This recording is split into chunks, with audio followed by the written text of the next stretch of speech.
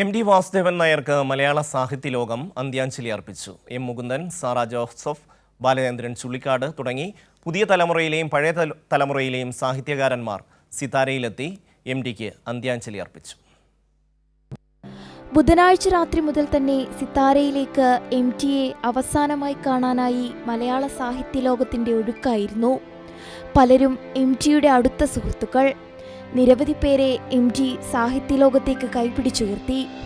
M. Mukundan, Sara Joseph, Balachandran Chullikkad, KP. Ramanunni, Alankode Leelakrishnan, Khadeeja Mumtaz തുടങ്ങിയവർ എം.ടിക്ക് അന്ത്യാഞ്ജലി അർപ്പിച്ചു. ജനങ്ങളിൽ അകന്ന് നിന്നിട്ടും ജനങ്ങൾക്ക് പ്രിയങ്കരനായ ഒരു എഴുത്തുകാരനായി മാറി. മറ്റു പല എഴുത്തുകാരുണ്ട്, അവർക്കങ്ങനെ ഒരു വഴികാട്ടികളാകാൻ സാധിച്ചിട്ടില്ല കേട്ടോ. വായനക്കാരുടെ സങ്കല്പത്തിലുള്ള എഴുത്തുകാരൻ, ആ ഒരു എഴുത്തുകാരൻ ഇമേജ് വായനക്കാർ കണ്ടത് എം.ടിയിലാണ്.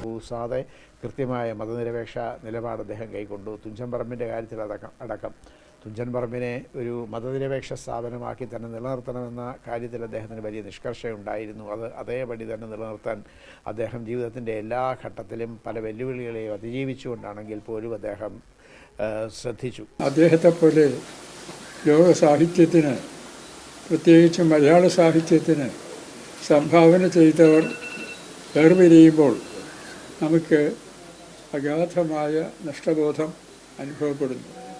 താൻ ഏത് മേഖലയിലാണോ വ്യാപരിക്കുന്നത് ആ മേഖലയോട് 100% കൂറ് പുലർത്തിയ ഒരു വ്യക്തിയാണ് അദ്ദേഹം.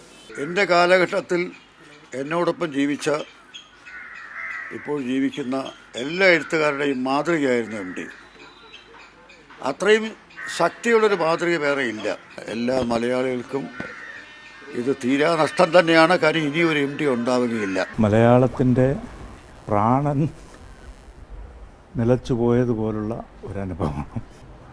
ഒരു മഹാപ്രകാശത്തിൻ്റെ നേരിട്ടുള്ള അനുഭവം നമുക്ക് കിട്ടാതായിരിക്കും. നമ്മുടെ ഭാഷയ്ക്കും സാഹിത്യത്തിനും സംസ്കാരത്തിനും നിരവധികളായിട്ടുള്ള അതുല്യമായ സംഭാവനകൾ ചെയ്ത ജീനിയസായ മലയാളത്തിൻ്റെ എഴുത്തുകാരൻ എം.ടി. അദ്ദേഹത്തിൻ്റെ ദൂര യാത്ര ഇവിടെ അവസാനിപ്പിക്കുകയാണ്. ജയിക്കാൻ വേണ്ടി മാത്രം യാത്ര ചെയ്ത ഒരാളാണ് എം.ടി. വാസുദേവൻ നായർ. ആദ്യത്തെ ചെറുകഥയിലെ ആഗോള പുരസ്കാരം നേടിക്കൊണ്ടാണ് അദ്ദേഹം തൻ്റെ സാഹിത്യത്തിൻ്റെയും സാംസ്കാരിക ജീവിതത്തിൻ്റെയും എഴുത്തിൻ്റെയും ഒക്കെ വഴികൾ ആരംഭിക്കുന്നത്. ഒറ്റയ്ക്ക് പോരാടിപ്പോയ ഒരാൾ, ഏകാഗി, എല്ലാ യുദ്ധങ്ങളിലും തോറ്റ മനുഷ്യൻ്റെ കൂടെ നിന്നു, എല്ലാ സമരങ്ങളിലും പരാജയപ്പെട്ട മനുഷ്യൻ്റെ കൂടെ നിന്നു.